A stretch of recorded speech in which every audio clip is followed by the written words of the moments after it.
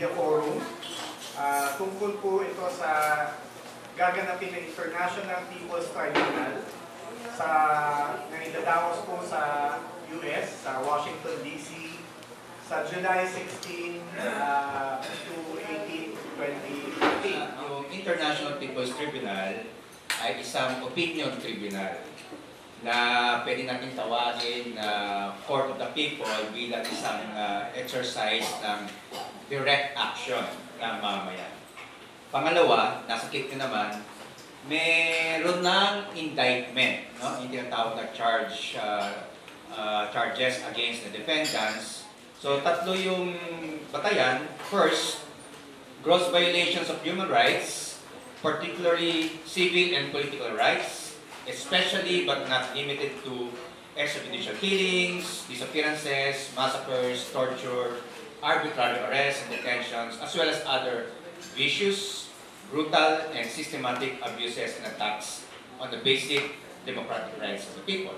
Second ground, gross violations of human rights, particularly economic, social, and cultural rights of the Filipino people through the imposition of imperialist globalization to exploit the people, transgression of their economic sovereignty and national patrimony, various forms of economic plunder, and attacks on the livelihoods of the people and the destruction of the environment.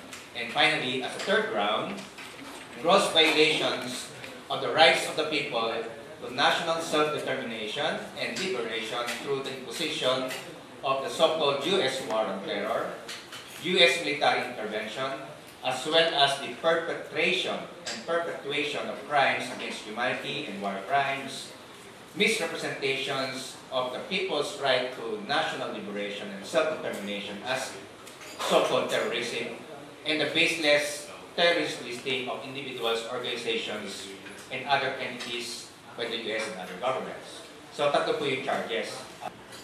They say that it is necessary to forgive. While we do forgive, it is also necessary to obtain justice, and forgiveness should be founded on justice.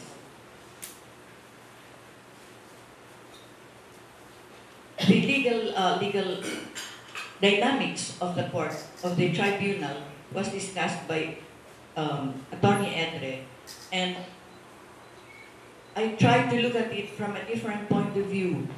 Why is it that this continues? It's because most of the people here can turn away without being conscientized that disappearance and human rights violations will always be wrong, it will always be a sin, it will always be a crime. But why can they do that in spite of our being Christians and Catholics? It's because we have not taken the issue to a higher level where they can see it as a moral sin for them to be able to turn their backs on people who are victims of human rights violations. And that's why I continue I persist to be here. Otherwise, if I give up, I might not even see my son or recover him or obtain justice for him. But it's not only him, it's bigger than Jonas, it's about disappearances. And I pray that in my own little way, by participating in this exercise, I will contribute to a world without disappearance. Thank you.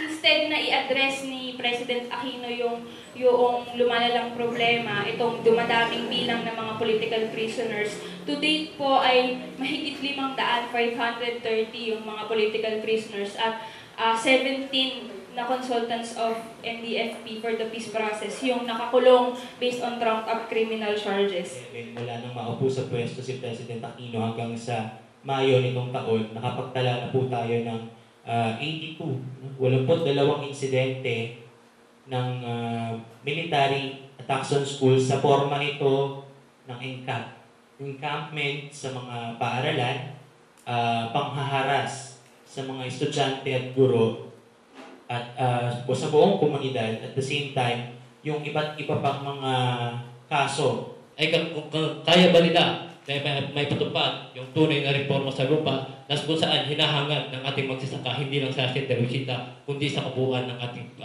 bansa. Maraming salamat po. Maraming salamat. Our specific challenge to the 2016 presidential bets. Number one, is to respect the proceedings, the findings of the tribunal, and to in fact look deeper into the complaints that will be filed. These officials, these candidates need to look at the several issues more closely and in a comprehensive manner. And the tribunal is one of the venues for doing that. Maraming salamat. Manindigan ka para sa hustisya. Para sa hustisya, manindigan ka.